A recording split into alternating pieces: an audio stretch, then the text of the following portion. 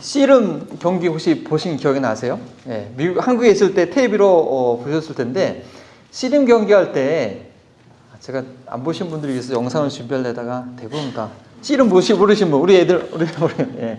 보면 삿발을 어떻게 잡냐가 되게 중요하잖아요. 그렇죠? 처음에 삿발을 내가 먼저 안쪽으로 훅 주도권을 잡고 확 잡아야지 힘을 쓸 수 있기 때문에 씨름 경기할 때 삿발 잡는 게 참 중요해요. 그래서 처음에 많이 이렇게 실경을 합니다. 성경에서 처음으로 나오는 씨름 경기가 어딘지 혹시 아세요? 기억나세요? 예, 감사합니다. 야곱과 하나님의 천사가 씨름하는 그런 장면입니다. 야곱이요, 하도 천사를 끌어당기니까 천사가 어떻게 해요? 야곱의 환도뼈를 탁 내리치면서 그 뼈가 빠지게 하면서 천사가 주도권을 탁 잡았어요. 예. 그런데도 야곱이 놓지 않으니까 자기를 축복해야지 놓을 수 있다고 그래서 천사가 축복을 하고 이제 하늘에 올라가게 됩니다. 이 야곱이요, 이 환도뼈가 빠지긴 했어도 그 순간 그 자신의 주도권을 하나님께 내어드렸기 때문에 그 인생이 하나님께 복받는 삶이 된 줄 저희가 압니다. 우리 인생도 마찬가지입니다. 우리 삶의 주도권을 하나님께 온전히 드려야지 하나님의 이야기가 제 삶 가운데 시작될 수 있는 것입니다. 주도권을 내가 잡고 있어서는요, 그 하나님의 이야기는 시작되지도 못합니다. 그리고 나의 삶 가운데 하나님의 이야기가 시작된 이후에도요, 날마다 그 주도권을 하나님께 드리는 연습을 하지 않으면 광야에서 방황하는 삶이 계속된다는 것입니다.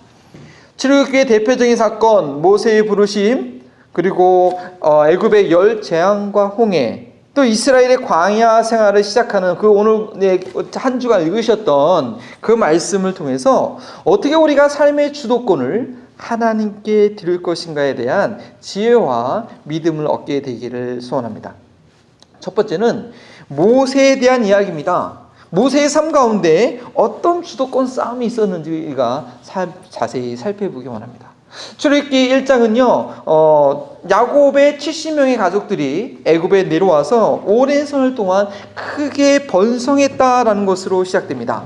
그러나 그들이 번성한 것이, 그들이 아주 생존한 것이 애굽의 위협이 되었고, 요셉을 알지 못하라는 바로 왕이 일어났을 때 이들이 번성하는 것, 이들이 애굽의 위협이 되기 때문에 이들을 축소시키기 위해서 아주 힘든 일을 시키는 그런 억압 정책을 펴지요. 그 애굽의 거대한 건축물을 만들기 위해서 아주 중노동을 시킵니다. 여기 보면 람세스라는 곳과 또 한 곳에 건축물을 지었다라는 그런 이야기가 있어서 람세스와 관련된 그 영어도 나와 있는데요. 그 건축물이 뭐였는지 한번 그림으로 잠깐 한번 보시겠습니다. 예, 저게 람세스 지역에 있는 그 람세스 제2세를 기념하기 위한 건축물이었습니다. 예, 다음 장면도요. 예. 파라오상이죠. 네, 그 다음 장면도요. 엄청난, 저 밑에 조그만 사람 보입니까? 네, 한 사람 크기에 거의 10배 이상이 되는 그런 건축물들을 지었는데, 바로 속에 이스라엘 그 사람들이 노예로 있을 때 지었던 건축물이라고 저희가 예상하고 있습니다. 심지어는요, 이 이스라엘 사람들이 그 성장하는 것을 막기 위해서 태어나는 남자아이들을 모두 죽이라고 했습니다. 근데 이스라엘 사람들은 하나님의 축복 가운데 핍박하면 핍박할수록 더 이제 번성하게 되죠. 네, 사진을 지워줍니다. 그 가운데 그 극심한 핍박 가운데요, 하나님께서 모세를 준비하십니다. 태어나자마자 죽일 위기 가운데 있었던 이 모세가 나일강에 버려지지요. 근데 하나님의 섭리 가운데 이집트의 공주에서 건진받게 됩니다. 그래서 그 이름이 물에서 건진받았다고 해서 모세라고 하지 않습니까? 근데 하나님의 섭리와 은혜 가운데 그 누이를 통해서, 미리암을 통해서 그 어머니 요게벳이 이 모세의 유모가 돼서 모세를 잘 어렸을 때 키우게 됩니다. 그래서 모세는 애굽의 왕자였지만 어렸을 때 요게벳 친어머니를 통해서 성장함으로 인해서 유대인의 정체성을 이제 확실히 갖게 되죠. 그래서 그가 40세 되었을 때 자기는 왕국에서 편하게 살고 있지만 핍박받고 비참한 노예 생활하고 있는 이 동족을 생각이 나서 저들을 도와주려고 합니다. 그래서 애굽 사람이 이스라엘 동족을 막 이렇게 학대하니까 그 애굽 사람을 죽이게 되지요. 예. 그리고 또 나아가 보니까 같은 이스라엘 사람들끼리 싸우는 거예요. 그러니까 모세가 아니 너희들이 왜 동족끼리 이렇게 싸우냐 하니까 그 이스라엘 사람이 야 언제 네가 우리의 주권자와 재판장이 되느냐? 어제 너 애굽 사람 쳐 죽이더니 나도 죽일 거냐? 그렇게 반문하죠. 그래서 모세가 아이고 내가 나의 산인이 들통이 났구나 알려졌구나 하고 이 바로에게까지 그 얘기가 들려지고 바로의 얼굴을 피해서 미디안 광야로 외롭게 도망치게 됩니다. 애굽의 왕자로서 나름대로 동족인 이스라엘 사람들을 도와주려고 했지만 동족들에게 인정받지 못하고 살인자가 되어서 이 바로에게 쫓겨나 미디안으로 피신하는 그런 신세가 됩니다. 미디안 광야에서 40년간 무기력하게 양떼를 지키는 그런 일을 하다가 언제요? 40년이 지난 이 80세에 드디어 하나님의 부르심을 받지요. 그 부르심을 받는 그 놀라운 광경을 성경을 통해서 보지 않았습니까? 예. 물론 이 광야에서 이 가시너미 떨기가 덥기 때문에 그냥 스스로 이렇게 타는 경우가 있어요. 근데 타긴 타는데 그 가시나무 떨기가 없어지지 않고 계속 불이 있는 거예요. 저것이 뭔가 궁금해서 다가갔을 때 그 가운데 하나님께서 이스라엘에게 말씀하시죠. 모세를 바로에게 보내서 하나님의 백성 이스라엘을 아브라함, 이삭, 야곱에게 약속한 땅으로 이끌어낼 것이라고 말씀합니다. 그런데 모세가 완강하게 거부하죠. 40년 전에 뼈아픈 기억이 있는 모세는 이스라엘 사람들이 자기를 더 이상 인정하지 않을 것이라고 말합니다. 누가 너를 보냈냐라고 반문할 것이라고 하나님께 얘기하지요. 그래서 하나님께서는 다른 선조들에게는 가르쳐 주지 않았던 그런 여호와라는 그 이름, 스스로 계신 자라는 것을 알려주면서 이스라엘 백성들을 구출해낼 것을 장황하게 아주 구체적으로 말씀하고 계십니다. 그래서 모세가 가지고 있던 지팡이를 던져라. 자, 뱀이 되지 않느냐? 네 손을 내 품 안에 넣어봐라. 문둥병이 생기지 않았느냐? 다시 빼라. 문둥병이 없어지지 않았느냐? 하고 내가 너와 얘기하는 것이 여호와 스스로 계신 자 하나님인 것을 분명하게 증명시켜 주었지요. 그리고 나서 그 고통 가운데 있는 너의 백성을 구출해내라 라고 말씀하셨는데 모세의 반응은 무엇입니까? 김 빠지는 반응이었죠. 하나님께서 화가 날 정도로 나에게 말씀하신 이가 여호와 하나님이시라 할지라도 그가 정말 하나님이시라 할지라도 스스로 계신 자 정의하신 하나님이 내게 말씀하실지라도 나는 가지 못한다. 왜요? 말을 잘 못해서. 나는 원래 입이 뻣뻣한 사람이다. 그 바로 앞에서 그 엄청난 권력 앞에서 저는 절대 얘기하지 못한다고 그렇게 거부하고 있습니다. 정말 모세는요 말을 잘 못했던 것 같아요. 그러니까 40세의 동족들 앞에서 내가 왜 애굽 사람을 죽였는지 설득력 있게 말 못하고 그냥 겁나가지고 미디안으로 도망하지 않았습니까? 또 미디안에서 혼자 광야에서 혼자 살았으니까 쓸쓸하게 양떼들을 쳤으니까 뭐 이렇게 말할 대상자도 별로 없었고 정말 그야말로 잘 말하지 못하는 자신의 연약한 모습을 생각하면서 자신은 가지 못한다고 거부하고 있습니다. 그때 하나님께서 뭐라고 말씀하시죠? 누가 그 입을 만들었느냐? 하면서 하나님께서 그 주도권을 갖고 있다고 분명하게 선언하고 계십니다. 40살이면요, 40이면은 최고의 실력을 발휘할 수 있는 아주 젊음과 원숙함이 있는 그런 나이가 아닙니까? 더구나 애굽의 왕자였습니다. 엄청난 권력이 있었는데 왜 그때 모세는 자기 동족을 돕는 일에 실패했을까요? 왜 그랬을까요? 그 일의 주도권을 자신이 갖고 있었기 때문입니다. 내가 내 동족을 도와주겠다, 도와줘야겠다, 참 저들은 불쌍하다. 자신의 생각과 감정, 실력으로 동족을 구하려고 했기 때문입니다. 이 이스라엘 백성을 구원하는 것은요, 하나님의 이야기죠. 하나님께서 주도하셔야 할 일이었는데 자신이 주도하려고 해서 자신의 계획과 생각에 따라서 행동했기 때문입니다. 그리고 막상 하나님의 때가 되어서 하나님께서 직접 그 일을 하라고 하셨을 때 또 그것을 못한다고 거부하고 있습니다. 왜 그랬을까요? 아직도 하나님의 일에 대한 주도권을 자신이 가지고 있었기 때문입니다. 하나님을 자신이 그 주도권을 갖고 있으니까요 자신의 능력만을 보고 있는 것입니다. 젊었을 때는 자신의 지위와 권력을 믿고 하려다가 실패하였고 막상 하나님의 부르심을 받았을 때에는 80세의 늙은 나이에 미디안의 광야에 목자로 있는 자신의 처지를 생각할 때 못하겠다고 하는 것입니다. 그 일을 행하시는, 그 일에 대한 주도권을 갖고 계시는 하나님을 바라보지 못하니까 감당하지 못하겠다고 하는 것입니다. 하나님의 일에 대한 주도권을 내려놓지 않고서는 하나님의 이야기는 써질 수가 없는 것입니다. 나를 향한 하나님의 이야기가 나타날 수가 없는 것입니다. 구원받았다는 것, 더 이상 내 삶의 주인이 내가 아니라 예수님이 나의 인생의 주인이라고 고백하고 내 인생에 대한 주도권을 하나님께, 예수님께 양도했다는 것입니다. 그런데 입술로는 고백했지만 삶의 태도와 인생의 중요한 문제에 있어서, 그런 결정함에 있어서 그 주도권을 예수님께 온전히 드리는 게 쉽나요? 그렇지 않지요. 아브라함도 하나님의 부르심에 순종하여서 고향과 친척을 떠나 그 생을 하나님께 온전히 맡겼지만 자신의 모든 소유권, 주도권을 내려놓기까지, 즉 이삭을 번제물로 드리기까지는요 40년의 시간이 최소한 걸렸습니다.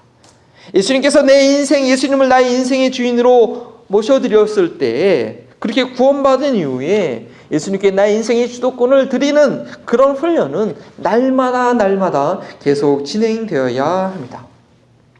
두 번째는 바로의 이야기입니다. 이스라엘 백성을 놓아주지 않으려 했던 이 바로를 통해서 하나님께서 어떤 주도권을 갖고 계시는지 확신하게 되기를 바랍니다. 주도권 싸움은 모세가 처음 부름받았을 때 겪었던 일처럼 하나님의 일을 자신이 주도하려고 하는 내적 갈등에서 일어나기도 하지만 자신이 어떻게 할 수 없는 외부의 환경에 대처하는 태도에서도 일어나게 됩니다. 이스라엘 백성들을 굳게 붙잡고 있었던 바로와 같은 그런 막강한 세상 앞에 주도권을 자신이 갖고 있으면 무기력해지는 것이고, 그 모든 환경을 하나님께서 다스리고 계신다고 그 주도권을 하나님께 내어드리면 돌파할 수 있게 되는 것입니다. 이스라엘 백성들이 애굽의 노예 생활에서 벗어나려면요 이 바로를 뛰어넘어야 했습니다. 당신 최대 강국의 권력자 바로는 이스라엘 민족을 노예로 삼아서 그 애굽의 거대한 건축물을 짓고 있었는데 절대 이 사람들을 놓아주지 않으려고 했지요. 모세가 하나님의 명령이라고 했지만 이 땅 위에서 모든 것을 할 수 있고 모든 것을 자기 마음대로 누리고 있는 자신을 스스로 시인으로 생각하고 있는 이 바로가 절대 그 말을 듣지 않습니다. 출애굽기 5장 1절에 보니까 여호와가 누구냐, 누구에게 내가 그 말을 들어야 되느냐, 나는 내놓을 수 없다, 보낼 수 없다 라고 합니다. 자신이 애굽 땅에 있는 모든 것을 다스리고 주도하고 있는데 내가 누구 말을 들어야겠느냐라고 답하고 있습니다. 그래서 모세는 하나님께서 명령하신 대로 바로 앞에 이적을 행합니다. 지팡이가 뱀이 되게 하지요. 그런데 바로의 마술사들도 그 지팡이가 뱀이 되게 합니다. 또 모세가 물이 피로 변하게 합니다. 첫 번째 재앙이었죠. 그러니까 바로의 마술사들도 똑같은 요술을, 기적을 행합니다. 그러니까 바로의 마음이 강팍했어요. 하하, 내 권하에 있는 마술사도 그 정도로 한다. 근데 두 번째 이적, 티끌이 이가 되는 그런 이적부터는 바로의 마음의 생각이 약간 바뀝니다. 두 번째 이적이죠. 모세가 지팡이를 들어서 개구리들이 있는 곳을 지목하니까 애굽 온 천하의 모든 개구리들이 다 집안으로 올라와 이렇게 된 겁니다. 가득하게 됩니다. 이 바로의 미술사들도요 같은 일을 행했는데 이 개구리 떼를 물려나가게 할 방법은 없는 거예요. 그래서 그때야서야 바로가 모세에게 요청해서 개구리 떼들이 다 물러가니까 간신히 이제 숨을 쉴만 하죠.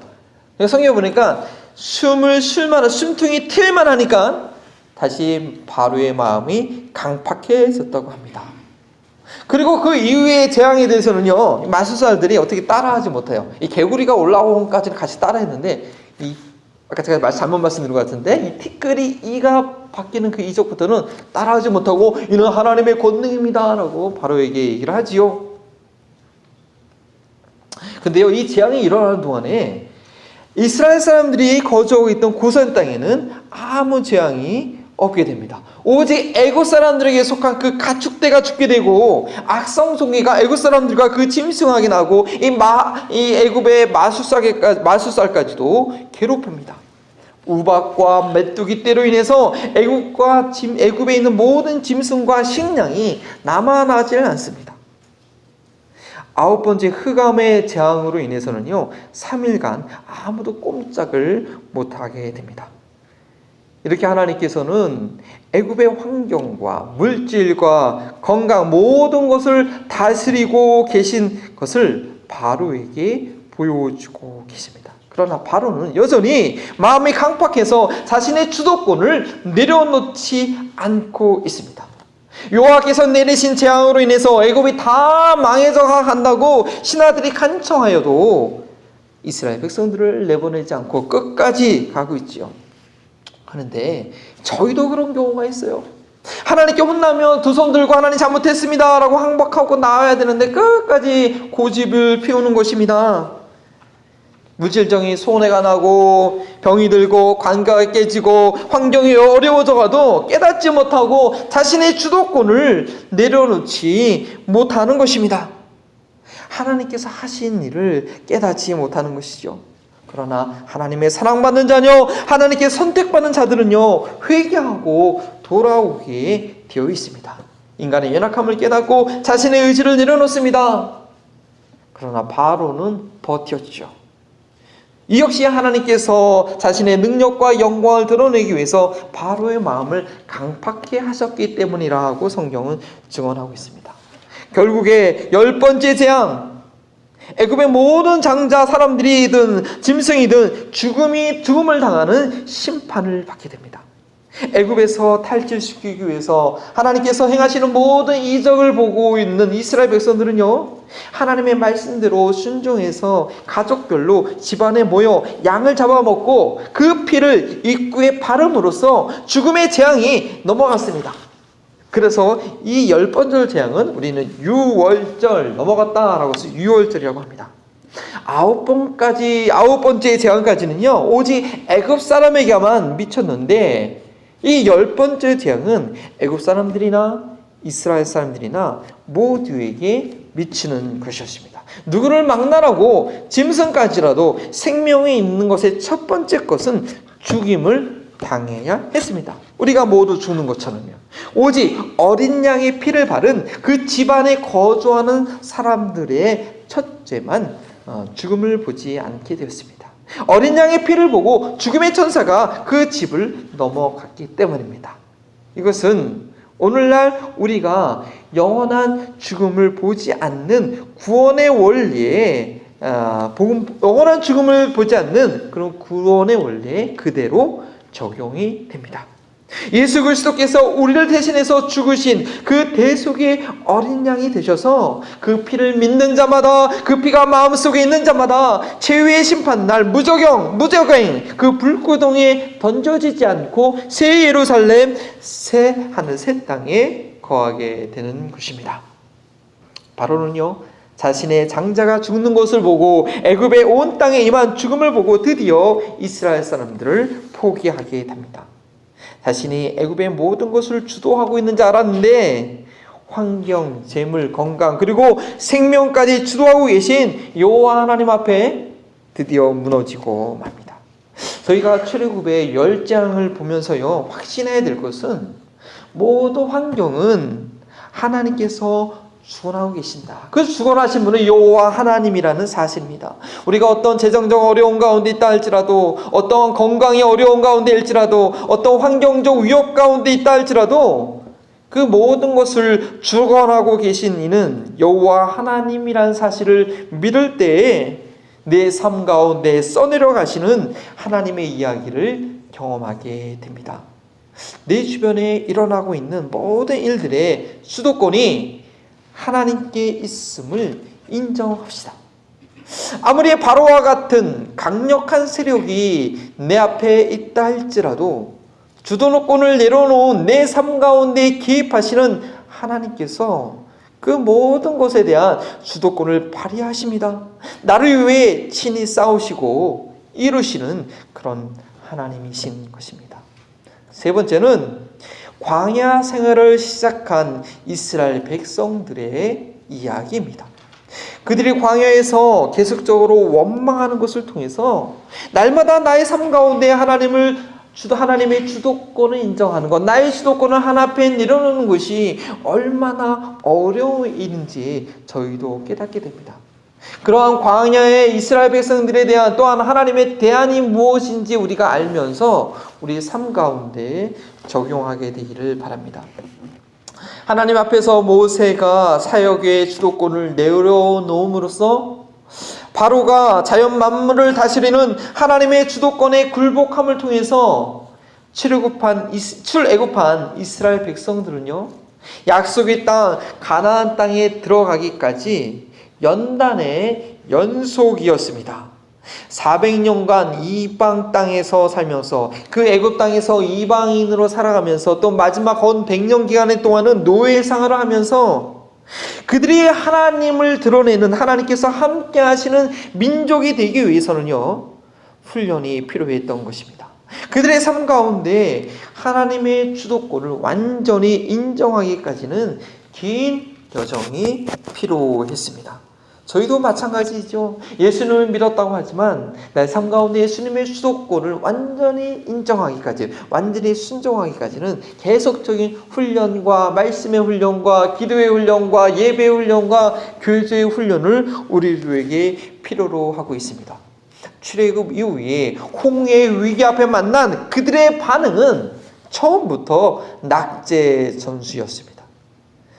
홍해가 바로 앞에 있고 그 애굽의 병사들이 600개의 그 철병거를 가지고 쫓아왔을 때 이 이스라엘 사람들의 반응은 무엇입니까?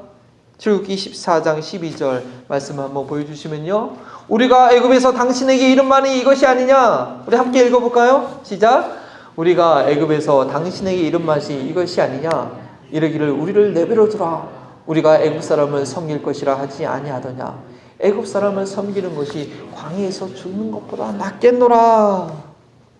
이것이 저들의 첫 번째 반응이었습니다. 출애굽 이후에 하나님의 의도적인 인도하심으로 바닷가 앞에 장막을 치고 있었는데 바로의 철병거 600개가 엄청난 속도로 그들을 추격해오고 있습니다. 순간 이스라엘 백성들은 패닉에 빠집니다. 출애굽한 것을 원망하고 있습니다. 10가지 재앙으로 온 땅을 뒤흔들어 놓으셨던 하나님의 권능을 기억하지도 기대하지도 못하고 있습니다. 사실 애굽의 10재앙 동안에 그들은 안전했지요. 아무런 해로이 있지 않았습니다. 별 고난이 없었어요. 마지막 장자가 죽는 재앙 가운데서도 양의 피를 문지방에 바르면 죽음을 면하게 된다는 사실을 미리 알았기 때문에 무사히 넘어갈 수 있었습니다. 오히려 애굽 사람들은 하나님의 권능을 피부로 느끼며 두려워했습니다. 이스라엘 사람들은요, 그런 직접적인 하나님의 그 권능을 직접적으로 체험할 기회가 부족한 듯합니다. 그래서였는지 그들의 말도 안 되는 그런 원망과 비난 가운데서도 모세가 이스라엘 백성들을 책망하지 않습니다. 정말 서운해할 수 있는 그런 원망이었지만 하나님께서도 이스라엘 백성들을 나무라지 않지요. 단지 모세는 이렇게 말합니다. 너희는 두려워하지 말고 가만히 서서 여호와께서 너희를 위하여 행하시는 구원을 보라. 불안에 떨고 있는 회중들을 안정시킵니다.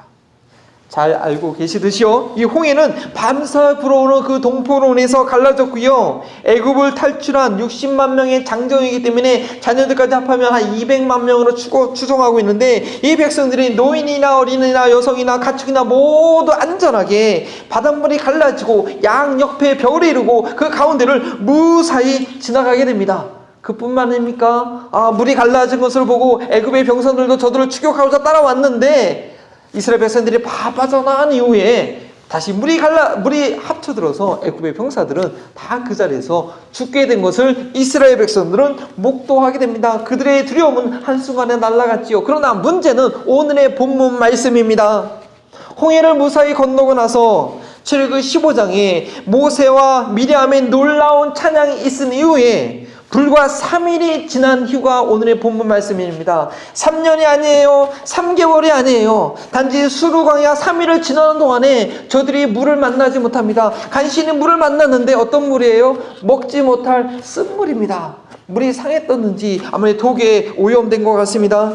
정말 광야에서 물을 못 써서 목말라 하는 가운데 간신히 물을 발견했는데 그 물이 먹지 못한 물이 되니까 이 사람들이 더 열받았던 것 같아요. 하나님께 모세에게 원망을 시작합니다.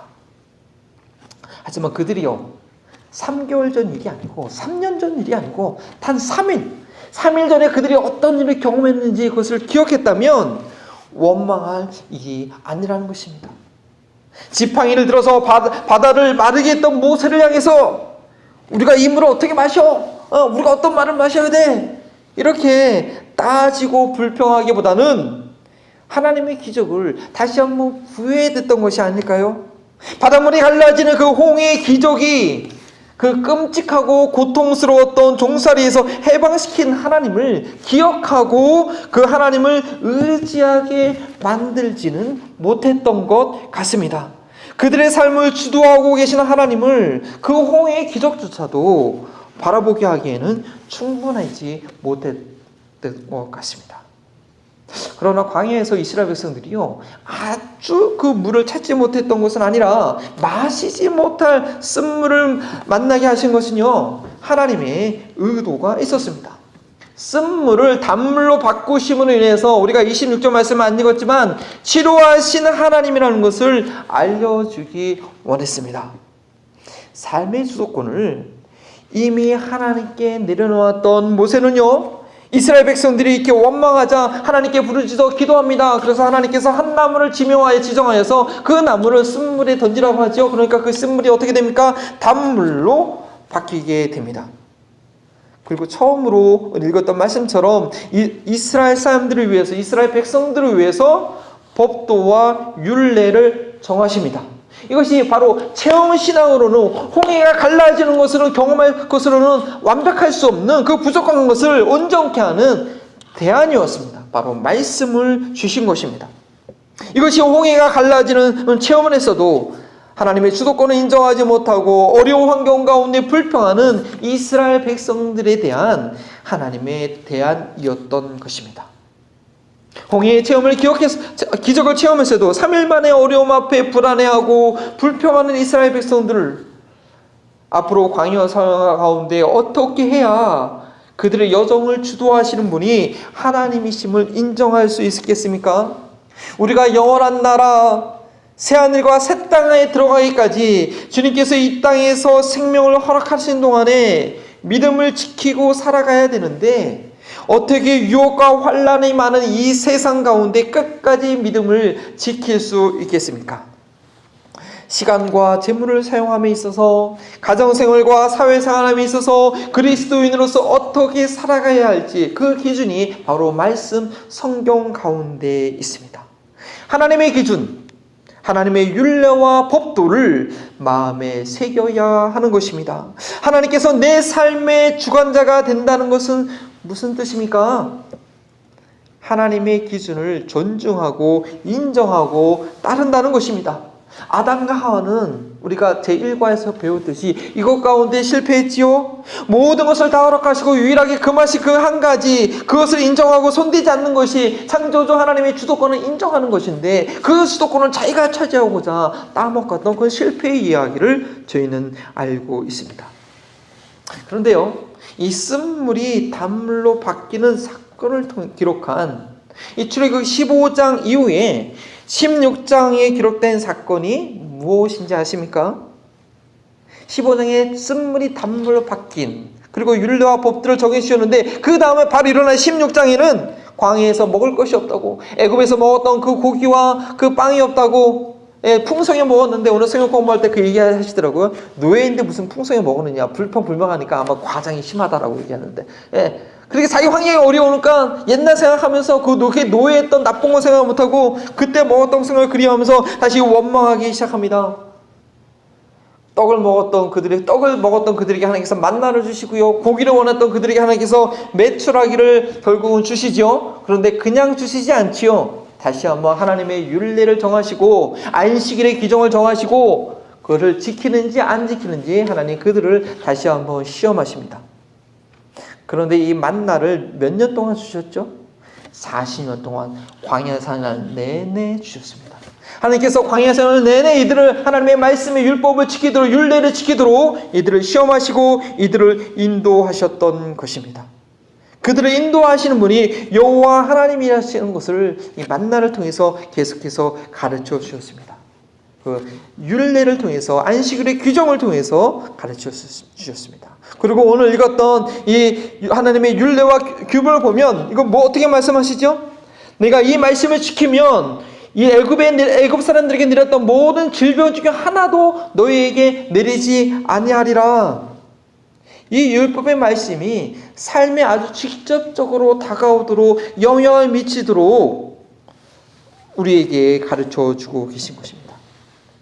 이스라엘 사람들이 애굽 땅에서 그들이 애굽 땅에서 옆에서 지켜보고 들었던 그 애굽 사람들이 당했던 질병은요 아주 끔찍한 것이었습니다.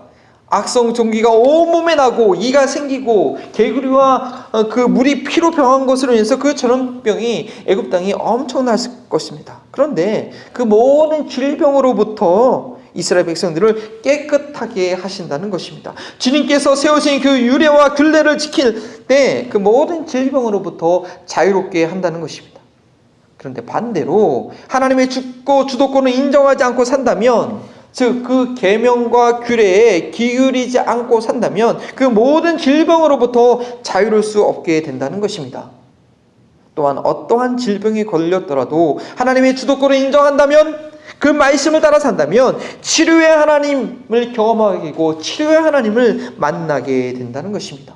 마라의 쓴물을 나무를 통해서 단물로 바꾸셨던 그 하나님께서 쓰대신 우리의 인생을 가장 만난 인생에 되게 하실 것을 경험하게 된다는 것입니다. 우리가 천국에 가기까지 살아내야 될 이 세상에는요 갈증이 나도 마시지 못할 쓴물이 얼마나 많은지 모르겠습니다. 그러나 하나님께서는 그 쓴물을 단물로 바꾸십니다. 내 삶에 대한 하나님의 주도권을 인정하기만 한다면 언제든지 얼마든지 바꾸십니다. 이 한 나무는 장차 오실 여자의 후손, 나의 죄 때문에 나무 십자가에 달리신 예수님과 같다라고도 이해할 수 있습니다. 죄로 물든 이 쓴맛을 내던 나의 마음을 깨끗하게 하셔서 단물이 나는 삶으로 바꾸신 그분 말입니다. 내 마음에 들어오신 예수님께서는 절대로 나를 떠나지 않으십니다. 쓴물을 내던 내 인생을 단맛이 나는 인생으로 계속해서 바꾸어 가십니다. 한 번에 다 바뀌지 않더라도요 인생의 광야를 지나면서 예수님께서 내 삶에 대한 그분의 주도권을 주장하고 계시고 그것을 가르치는 일을 내 삶 가운데서 계속해서 행하실 것입니다.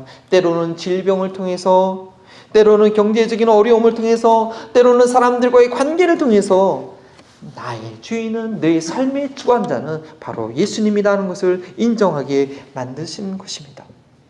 그 모든 것을 주관하시는 분 여호와 하나님이라는 것을 우리가 말씀을 준행함으로 인정할 때 우리의 삶 가운데 출급의 역사가 일어날 것이며 홍해가 갈라지는 역사가 일어날 것이며 쓴물이 단물로 변하고 매일 만나와 메추라기로 공급받고 광야에서 생수를 마시는 역사를 우리 주도권을 하나님께 내어드릴 때 그 누구든지 경험하게 될 것입니다. 출애굽, 이것은 하나님께서 그분의 이야기를 써가시기 위한 주도권 싸움의 이야기입니다. 하나님의 이야기를 시작하기 위해서 하나님께서는 모세의 삶에 찾아오셔서 나의 이야기를 위해서 너의 삶을 사용하기 원한다고 말씀하셨고, 자신의 이야기를 위해서 하나님의 이야기를 사용하라고 했던 모세는 그 주도권을 내려놓음으로써 이스라엘의 200만의 사람들을 그 무지막지한 바로의 억압에서 건져내게 됩니다. 바로는요, 자신이 온 애굽의 통치자인 줄 알았지만 자기 마음도 스스로 조절하지 못하는 단지 하나님의 권능을 온 땅에 드러나기 위해서 악역으로 쓰임받았을 뿐입니다. 하나님께서는 이스라엘의 열정을 통해서 온 세상의 주관자이심을 만천하에 선포하셨습니다.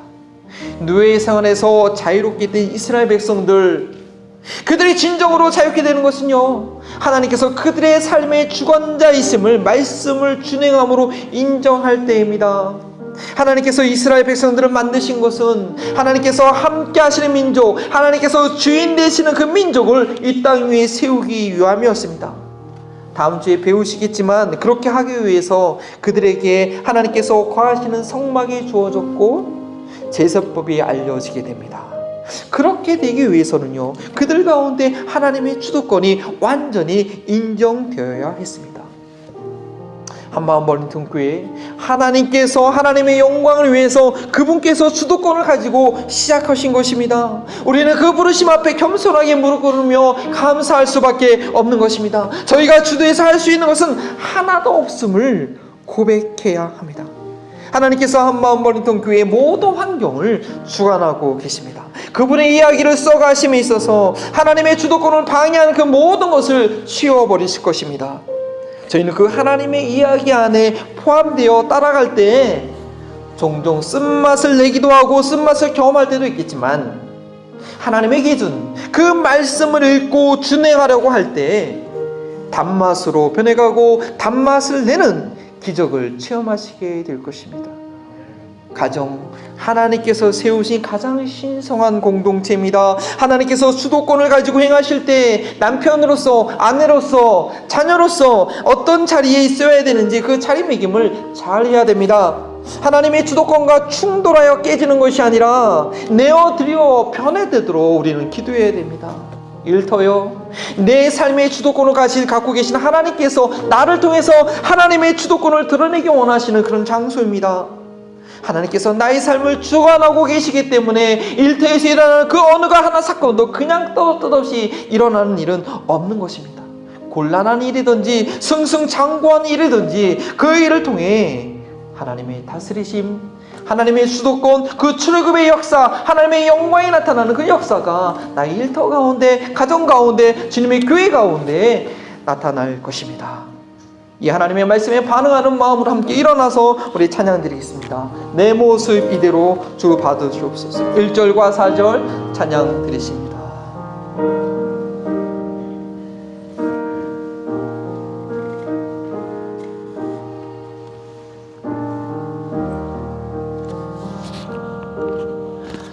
나 주의 도움 받고자 주 예수님께 빕니다. 그 구원하라 하시사 날 받아주소서.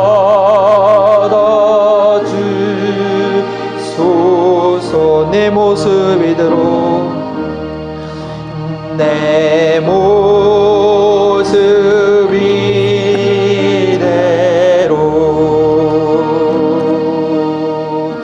주 받아주소서. 날 위해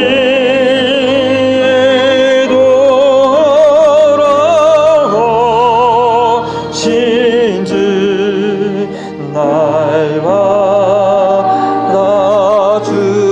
4절입니다. 내 주님 서신 발 앞에 나 꿇어 엎드렸으니 내 주님 서신 발 앞에 나 꿇어 엎드렸으니 그 신 역사 이루게 날 받아주소서.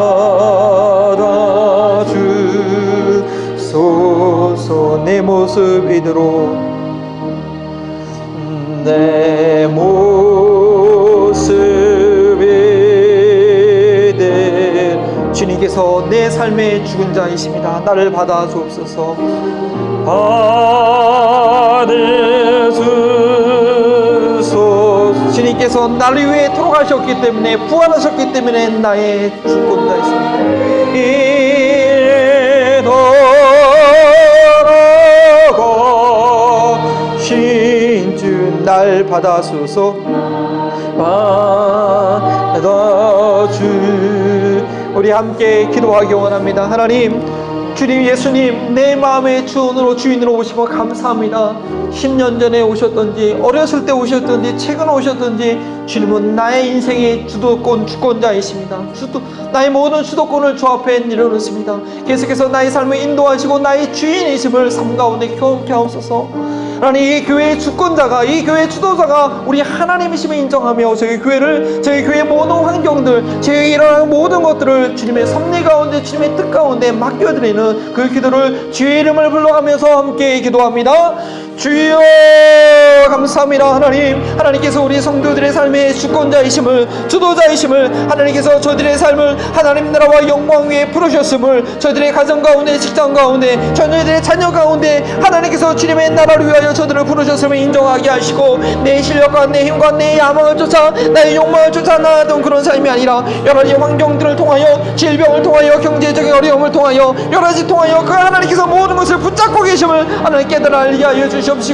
하나님, 그 하나님께 두 손 들고 나의 모든 것을 드릴 수 있는 저희가 될 수 있도록 도와주시옵소서. 이 교회는 하나님께서 시작하신 하나님의 교회임을 인정해드립니다. 나의 생각과 나의 감정과 하나님 나의 뜻대로 뜻을 주장하는 것이 아니라, 나의 기대대로 나의 계획대로 진행되는 것이 아니라, 하나님의 그 진행하심을 쫓아, 그 하나님의 발걸음을 쫓아 나아갈 수 있는 저희가 되게 하여 주시옵시고, 하나님께 그 모든 것을 내어드릴 수 있는, 온전히 주님만 바라보는 하나님, 홍해 앞에서도, 하나님 애굽의 병사 앞에서도, 하나님 그런 말의 쓴물 앞에서도, 광야에 없는 그 목마름과 하나님 배고픔 가운데서도 어디 나를 인도하시고 구원하신 그 여호와 하나님만 온전히 바라보시는 하나님께서 그 모든 것을 다스리고 주관하고 계심을 고백하는 저희 한마음 번이던 교회 되시도록 하나님 인도하여 주시옵소서. 아버지 하나님, 하나님께서 내 인생의 주권자이십니다. 하나님께서 나의 삶을 주도하셨기에 이곳 벌린턴까지 왔고, 이곳에서 우리 함께 하나님 믿음의 공동체를 세워가고 있는 줄 믿습니다. 하나님께서 주도권자이시기에 내 자녀들 가운데, 나의 직장 가운데, 나의 가정 가운데 하나님께서 일하심을 인정하는 저희들 되게 하옵소서. 하나님 나라와 그 영광을 위하여, 하나님의 이야기, 벌링턴 이야기를 쓰시기 위하여 나의 가정을 쓰시고자 할 때, 나의 삶을 쓰시고자 할 때, 모세처럼 버티는 것이 아니라, 모세처럼 자기를 바라보는 것이 아니라 스스로 계신 자 여호와 하나님을 바라볼 수 있도록 도와주시옵소서. 이 한마음 버린 교회, 하나님의 영광 위해서, 하나님께서 홀로 영광 받기 위해서 하나님께서 시작한 주님의 교회인 자입니다. 이 교회의 성장과 부흥과 어려움과 모든 것들이 우리 하나님의 손 가운데 있는 자입니다. 나의 기대와 나의 소망과 나의 시간에 맞춰서 교회가 성장하고 부흥하는 것이 아니라, 하나님께서 허락하신 그 모든 것을 인정하며 받아들이며 하나님께서 홀로 행하신 그 일을 기대하는 저희를 되게 하여 주시옵소서. 모일 때마다 그 하나님의 영광이, 하나님의 그 만나와 메추라기가, 그 생수가 하나님께서 우리와 함께 하심을 하여 터져나옴을 고백할 수 있는 믿음의 공동체 되게 하여 주시옵소서. 그 하나님의 신뢰함으로 우리에게 맡겨주셨던 시간들과 자녀들과 재물들, 하나님의 것을 인정하면서 그 주도권을 내어내고자 주 앞에 이 시간 드립니다.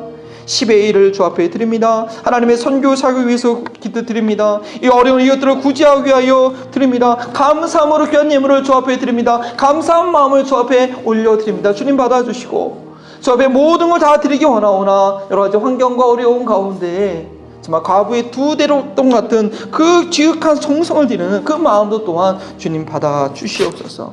한 주간의 삶도 그 믿음 가운데 책임져 주시옵소서. 감사하며 예수 그리스도의 이름으로 기도합니다.